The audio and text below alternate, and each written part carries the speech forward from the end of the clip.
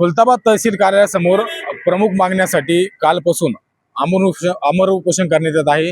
आणि आता जर बघितलं गेलं तर ज्या प्रमुख मागण्या आहेत त्या प्रमुख मागण्या काय आहेत नेमकं आपण तेच उपोषण कर्ते यांच्याकडून जाणून घेणार आहोत।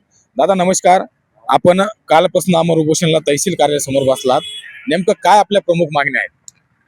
आमची पहिली मागणी अशी आहे की मौजे भटजी गायरान गट क्रमांक 175 मध्ये अवैध गौण खनिज उत्खनन, सामाजिक वनीकरण, वृक्षतोड झालेली व आज सुद्धा करण्यात चालू आहे।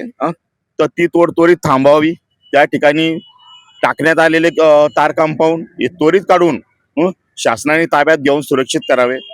दुसरी आमची मागणी अशी आहे की गौण खनिज उत्खनन व वृक्षतोड करणाऱ्या सरपंच यांच्यावर महाराष्ट्र जमीन महसूल अधिनियम 1966 कलम 50 व 51 नुसार दंडात्मक कारवाई करावी। तिसरी माझी मागणी अशी आहे, उप अधीक्षक भूमी अभिलेख यांनी गट क्रमांक 175 मोजणी केलेली आहे। जा मोक्यावर जाऊन हद्द खुणा आपण स्वतः पाहून ताब्यात घेणे, त्यानंतर कोणत्याही प्रकारचे गौण खनिज उत्खनन वृक्षतोड होणार नाही यासाठी कायदेशीर प्रक्रिया पूर्ण करणे। माझी चौथी मागणी अशी आहे, 5 वर्षातील तलाठी मंडळाधिकारी ग्रामसेवक गौण खनिज उत्खनन व वृक्षतोड यासाठी संपूर्णपणे जबाबदार आहे। या संपूर्ण अधिकाऱ्यांना निलंबित करून त्वरित त्यांच्यावर एक गुन्हा दाखल करण्यात यावा। व माझी पाचवी मागणी अशी आहे, मोजणी अधिकारी यांच्यावर मोजणी करत असताना दगडफेक करणारे सरपंच यांच्यावर भारतीय दंड संहिता कलम 353 नुसार गुन्हा दाखल करण्यात यावा। माझी 6वी मागणी अशी आहे, गोरख वाकळे यांच्या नावाने खोटा अर्ज दाखल करून नमून नंबर 8 व गौण खनिज उत्खनन वृक्षतोड करण्यासाठी प्रत्येक वेळेस नवीन व्यक्तीचे नाव पुढे करणे, शासनाची दिशाभूल करणारा सरपंच यांच्यावर कायदेशीर कारवाई करून गुन्हा दाखल करण्यात यावा। दादा दुसरा प्रश्न असा आहे, या ज्या 6 प्रमुख मागण्या होत्या या प्रमुख मागण्यांसाठी जे स्थानिक आमदार आहे भाजपाचे प्रशांत बंब यांनी देखील चक्क 2 वेळेस पत्रव्यवहार केलेला आहे आणि तो पत्रव्यवहार जिल्हाधिकारी यांच्याकडे देण्यात आलेला आहे। आणि याच अनुषंगाने प्रशासन देखील खडबडलं आहे आणि प्रशासन देखील वेळोवेळी आपली भेट घेत आहे, यावर काय सांग? नक्कीच आमदार साहेब माननीय आमदार प्रशांतजी बंब साहेब यांचं खूप मोठं सहकार्य या उपोषणाला लाभलेलं आहे, कारण त्यांनी 2 वेळेस हा पत्रव्यवहार केलेला आहे। त्या अनुषंगानं तहसीलदार साहेबांनी यांनी एक कठोर अशी पावलं उचलली आहेत आणि नक्कीच आम्हाला असं वाटतं की यानंतर 100% आम्हाला आमदार साहेबांच्या माध्यमातून आणि तहसीलदार साहेब न्याय मिळेल गावाला।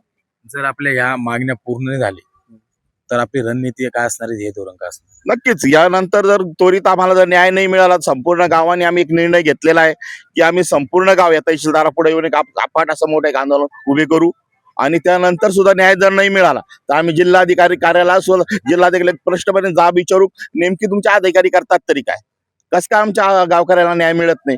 कारण हे संपूर्ण गायरान जे क्षेत्र आहे हे गायरान क्षेत्र त्या गावाचं आहे, कोणा एका व्यक्तीचं नाही। त्याकरता ते संपूर्ण क्षेत्र या गावकऱ्यालाच मिळालं पाहिजे, कोणत्या एका व्यक्तीला मिळता कामा नाही। आता आपण आताच बोललात की जे सरपंच आहे गावचे, प्रथमतः सरपंच हा गावचा एक प्रथम नागरिक आहे आणि ते शिवीगाळ करतात असा आरोप देखील आपण केलेला आहे। नक्कीच त्यांनी मोजणी अधिकारी यांच्यावर दगडफेक केली, शिवीगाळ केली। म्हणजे काय, खरं म्हणजे उत्खनन करणाराच सरपंच आहे। या मागचा मेन मुद्दा असा आहे की सरपंच सर्व काही उत्खनन करतो, झाडतोड करतो, पण प्रशासन त्याला एक डोळे झाकून बघतंय। आणि मला असं वाटतं की तलाठी मंडळाधिकारी यांनी 5 वर्षामध्ये कोणत्याही प्रकारची कारवाई त्यावर केलेली नाही, त्याचाच हा परिणाम आहे की आज मला इथं उपोषणाला बसावं लागलं। म्हणजे तुमचं म्हणणं आहे सरपंच या सगळ्या गोष्टीचा जबाबदार आहे, मात्र प्रशासन त्यांना आशीर्वाद देत आहे का, सहकार्य करत आहे? कारण नक्कीच जर 5 वर्ष एवढी मोठी जर उत्खनन होते, 100 कोटीची उत्खनन होते, तर याचा अर्थ आहे नक्कीच प्रशासन त्याला सहकार्य करत आहे।